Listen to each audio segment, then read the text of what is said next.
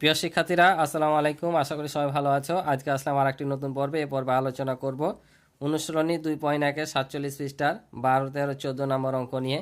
আমি গত পর্বে 9, 10, 11 নম্বর নিয়ে আলোচনা করেছিলাম। তো আজকে এই 3টা অঙ্ক নিয়ে আলোচনা করব। তো তোমরা শেষ পর্যন্ত দেখবা, অবশ্যই এখান থেকে তোমরা সহজে অঙ্কগুলো শিখতে পারবা। তো চলো আমরা অঙ্কগুলো শুরু করি। তো এখানে বলছে 12 নম্বরে 18 ক্যারেটের 20 গ্রাম ওজনের সোনার গহনায় সোনা ও খাদের অনুপাত 3:1 হলে ওই গহনায় সোনা ও খাদের পরিমাণ নির্ণয় করো।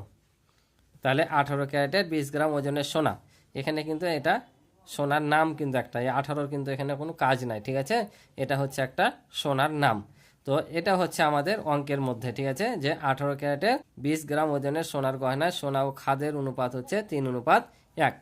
খাদ বলতে বোঝায় সোনা তৈরির সময় একটা ওখানে বস্তু যোগ করে, ওটাকে খাদ বলে, ঠিক আছে। গহনা তৈরির সময় দেওয়া লাগে। তো সোনা ও খাদের অনুপাত হচ্ছে 3:1। তাহলে ওই গহনায় সোনা ও খাদের পরিমাণ নির্ণয় করো। তাহলে এটা আমরা করব কিভাবে? যারা আমার গত পর্বের অঙ্ক দেখেছ তারা অবশ্যই বুঝতে পারছো। এখানে কিন্তু আমি বলেছিলাম 2 ধরনের অঙ্ক আছে। এই 2 নিয়মে অঙ্ক করলেই এই অঙ্কগুলো পারবা। অর্থাৎ এখানে যে তোমরা অঙ্ক করেছিলা 9 ও 10 নাম্বার, এই 2 নিয়মে কিন্তু বাকি অঙ্কগুলো। অর্থাৎ যখন এভাবে মোট পরিমাণ দেওয়া থাকবে আর অনুপাত দেওয়া থাকবে, তখন আমরা কি করব? এই অনুপাত রাশিটা যোগ করব, যোগফল দিয়ে তখন এটাকে ভাগ করে যার যত অনুপাত থাকবে সেটা দিয়ে গুণ করে দেব। আর যদি একজনের দেওয়া আছে আর একজনের দেওয়া নাই, তাহলে যার দেওয়া না থাকবে তারটা ক ধরে নিব। তা যারা দেখেছো দেখেছো, না দেখেছো আবার করবো, তখন বুঝতে পারবা। তাহলে এটা আমরা এখন কি করব? এখানে যেহেতু 20 গ্রাম টোটাল স্বর্ণের ওজন, আর সোনার পরিমাণ হচ্ছে 3 ভাগ আর খাদের ভাগ হচ্ছে 1, তাহলে টোটাল ভাগ কত? 4। তার মানে এই সোনার ওজনটা হচ্ছে টোটাল 4 ভাগ। 4 ভাগ করে এর মধ্যে 3 ভাগ আছে সোনা আর 1 ভাগ আছে খাদ। তাহলে আমরা এটাকে যদি 4 দিয়ে ভাগ করি, তাহলে কয় ভাগের মান পাবো? 1 ভাগের। তারপর যার যত আছে তার দিয়ে গুণ করে দেবো। তাহলে ধরো এই দুটো যোগ করলে কত হয়? 4। তো 4 দিয়ে যদি আমরা 20কে ভাগ করি তাহলে কত? 5। তার মানে 1 ভাগের মান 5। 1 ভাগের মান যদি 5 হয়, তাহলে 3 ভাগের মান কত? 15। আর 1 ভাগের মান তো 5, তার মানে সোনা আছে 15 গ্রাম আর খাদ আছে 5 গ্রাম। বুঝতে পারছো? মুখোমুখি হ্যাঁ আলো টিক চিহ্নের জন্য তোমাদের কাজে লেগে গেলো। তো চলো কিভাবে করতে হবে আমি তোমাদের দেখাই। তাহলে দেখো, লিখে নিলাম যে গহনায় সোনা ও খাদের অনুপাত 3:1। এখন এই দুটো আমরা কি করব? যোগ করব। লিখবো এখানে অনুপাত রাশির যোগফল। অনুপাত রাশির যোগফল, তাহলে 3 যোগ 1 সমান সমান কত? 4, ঠিক আছে। এখন তাহলে আমরা 20কে 4 দিয়ে ভাগ করবো আর যা যত অনুপাত আছে দিয়ে দেবো। তাহলে লিখবো যে গহনায় সোনার পরিমাণ, তাহলে 20কে আমরা ভাগ করব কত দিয়ে? এই যে 4 দিয়ে, আর গুণ করব 3 দিয়ে, কারণ সোনার ভাগ কত? 3, তাই 3 দিয়ে গুণ করবো। আর টোটাল ভাগ 4, তাই 4 দিয়ে ভাগ। এটার মানে কিন্তু ভাগ, ঠিক আছে, কারণ এই সংখ্যাটা উপরে আর এটা হচ্ছে নিচে, আর উপর নিচ মানে কিন্তু ভাগ। যেমন এটাকে আমরা এটাতে ভাগ করি, ঠিক এটাতে এটাকে ভাগ করতে হবে। তাহলে আমরা যদি কাটাকাটি করি, দেখো 4 5 20। তাহলে এখন ওপর ওপর গুণ করে দেবো, যেহেতু নিচে আর কিছু নাই। তাহলে 3 5 15। তাহলে এই যে বললাম না যে 15 গ্রাম আসবে, তাহলে 15 গ্রাম পেলাম। এবার আমরা কার বের করবো? খাদের। তাহলে লিখবো যে গহনায় খাদের পরিমাণ, তাহলে আবারও এই 20কে 4 দিয়ে ভাগ, আর কত? 1, যেহেতু খাদের পরিমাণ 1, অনুপাত হচ্ছে 1, তাই 1 দিয়ে গুণ করবো। তাহলে আবারও 4 5 20, এই যে 5 1 5 গ্রাম। অর্থাৎ সোনার পরিমাণ হচ্ছে 15 গ্রাম আর খাদের পরিমাণ হচ্ছে 5 গ্রাম। আশা করি বুঝতে পারছো। এই 2 নিয়মে অঙ্ক কিন্তু, এটা একটা নিয়ম, আর একটা নিয়ম পরেরটা করবো। এই অধ্যায়ের অঙ্ক ক্লিয়ার। যতগুলো অঙ্ক আছে, যারা পূর্বের ক্লাসগুলো দেখেছো, এই অঙ্কগুলো তোমাদের দেখাই লাগবে না। তো এখানে তোমার উত্তর লিখে নিবা যে সোনা 15 গ্রাম ও খাদ 5 গ্রাম, ঠিক আছে। তো চলো আমরা পরের অঙ্কটি যাই। তো 13 নাম্বারটা দেখো, বলছে 2 বন্ধুর বাড়ি হতে স্কুলে আসা যাওয়ার দূরত্বের অনুপাত 2:3। প্রথম বন্ধুর বাড়ি হতে স্কুলের দূরত্ব 5 কিলোমিটার হলে দ্বিতীয় বন্ধুর বাড়ি হতে স্কুলের দূরত্ব কত? কি বলছে? যে 2 বন্ধুর বাড়ির দূরত্বের অনুপাত হচ্ছে স্কুল থেকে 2:3, আর প্রথম বন্ধুর বাড়ি হতে স্কুলের দূরত্ব 5 কিলোমিটার। এখন বলছে দ্বিতীয় বন্ধুর বাড়ি হতে স্কুলের দূরত্ব কত? তাহলে এই যে এটা কিভাবে করতে হবে, এই অঙ্কের ক্ষেত্রে দেওয়া ছিল মোট পরিমাণ, তাই আমরা অনুপাতে আসি যোগ করে যোগফল দিয়ে ভাগ করে যার যত অনুপাত ছিল গুণ করে দিয়েছিলাম। এটার ক্ষেত্রে তাহলে কি হবে, এই যে আমি একটু আগে বললাম যে দুটা নিয়ম, এটা একটা নিয়ম যে যখন একজনের দেওয়া থাকবে আরেকজনের থাকবে না, তখন যার দেওয়া না থাকবে তারটাকে যে কোনো একটা তোমরা অক্ষর প্রতীক ধরে নিবা।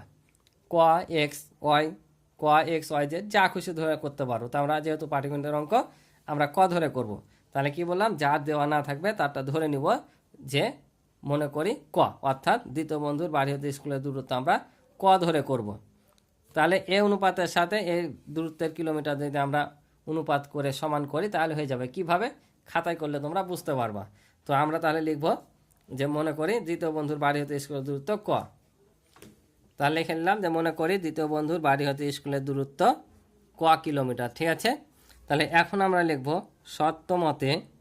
ঠিক আছে, এই অঙ্কটা কিন্তু একেবারে সহজ, তোমরা মনে করবা যে মনে কঠিন না। যদি তোমরা ভগ্নাংশ দেওয়া করো গুণ দেবো এর নিয়মে তাহলে কিন্তু কঠিন হবে। আমি মনে করি এটাই তোমাদের জন্য সহজ হবে। ঠিক আছে, তাহলে এখানে আমাদের অনুপাত দেওয়া আছে কত, এখানে দেওয়া আছে অনুপাত 2:3। তাহলে এই অনুপাতটা আমরা আগে এখানে বসিয়ে নিব, প্রথমে 2:3।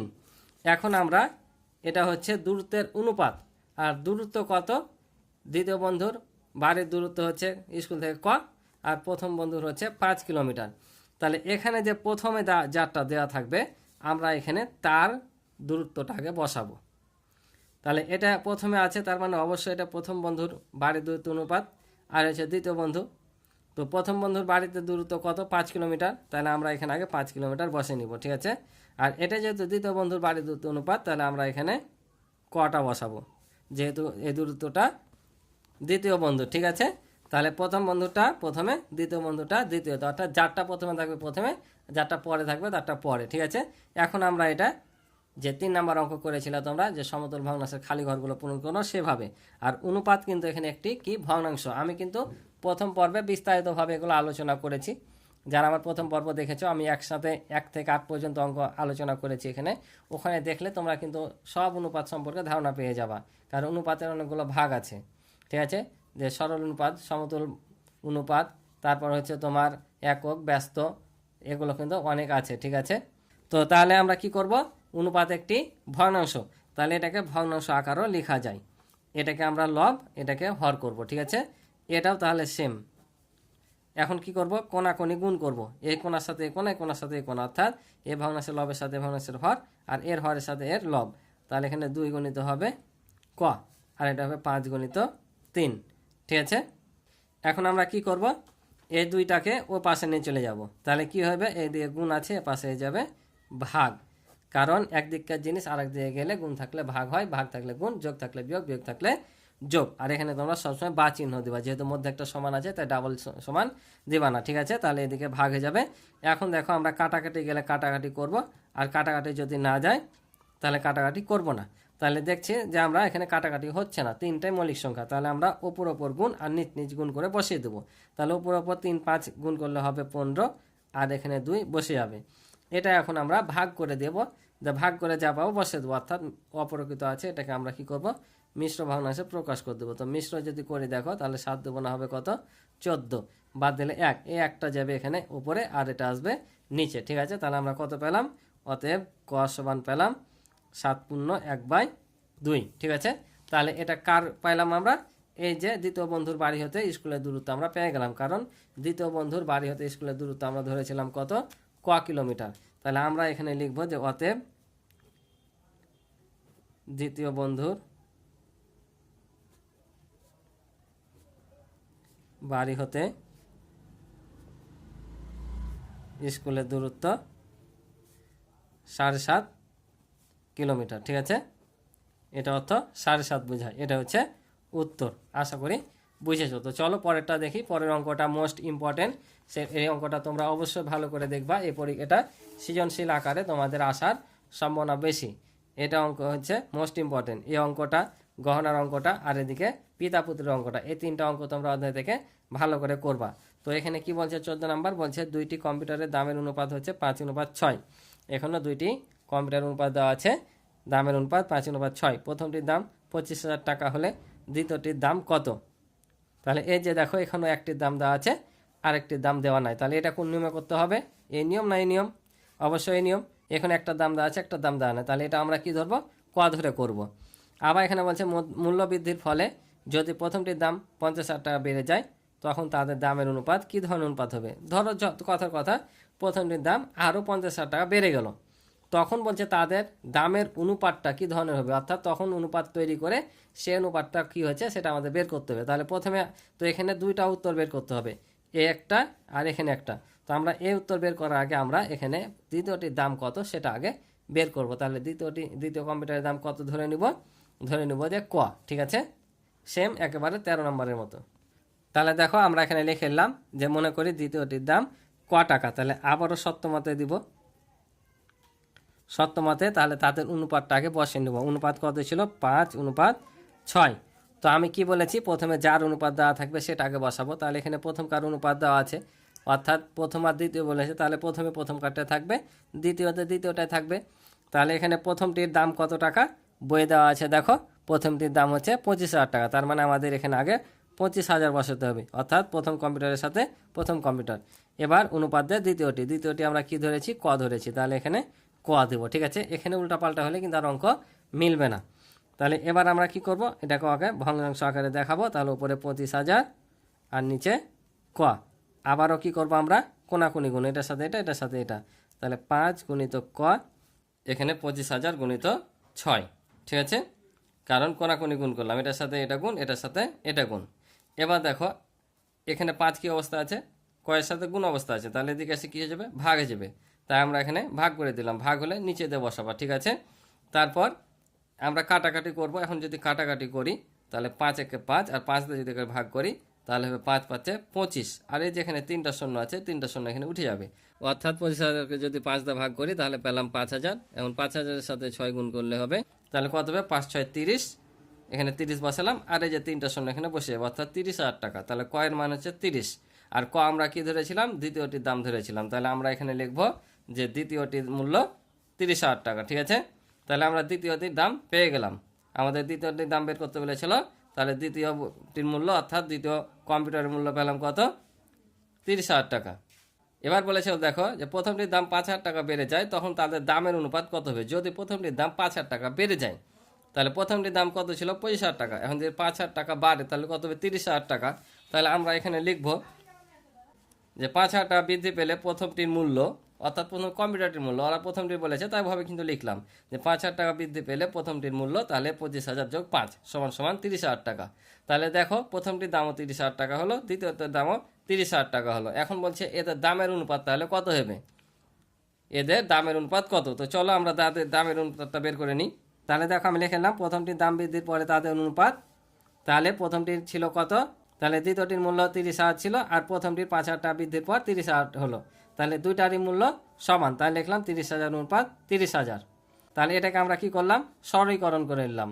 তাহলে এটা 30,000, এটাও 30,000, মানে দুটাকে 30,000 ভাগ করলে কত হয়? 1:1। এবার বলো তো এটা কোন ধরনের অনুপাত? আমি প্রথম পর্বে আলোচনা করেছিলাম যে অনুপাতের যদি দুইটি রাশি সমান হয়, অর্থাৎ প্রথম রাশি দ্বিতীয় রাশি বা পূর্ব রাশি উত্তর রাশি যদি সমান হয় তাহলে সেটাকে কি বলে? একক অনুপাত বলে। অনুপাতের যদি পূর্ব রাশি আর উত্তর রাশি সমান হয় তাহলে সেটা কোন ধরনের অনুপাত? একক অনুপাত। তাহলে এটা তাদের কোন ধরনের অনুপাত হলো? একক অনুপাত। তাহলে লিখব তাদের দামের অনুপাতটি কি অনুপাত? একক অনুপাত। ঠিক আছে, তাহলে আমাদের দুটো উত্তর শেষ, এটা একটা, এটা একটা। ঠিক আছে, তোমরা উত্তর লিখে নিবা যে দ্বিতীয়টির মূল্য 30,000 টাকা আর তাদের দামের অনুপাত একক অনুপাত। ঠিক আছে, এটা লিখে নিলেই হয়ে যাবে। তো এখানে জায়গা না থাকার কারণে আমরা লিখলাম না, তোমরা লিখে নিও। তো আজকে এ পর্যন্ত ছিল পর্ব অঙ্ক। আশা করি তোমরা অঙ্কগুলো বুঝেছ। তো দেখা হবে পরবর্তী নতুন অঙ্ক নিয়ে। তো আমার চ্যানেল নতুন হয়ে থাকলে অবশ্যই চ্যানেলটি সাবস্ক্রাইব করে আমার পাশে থাকবে এবং ভিডিও ভালো লাগলে অবশ্যই একটি লাইক করে দিবে। আর ইতিপূর্বে যারা আমার চ্যানেলটি সাবস্ক্রাইব করে রেখেছো তাদেরকে অসংখ্য ধন্যবাদ।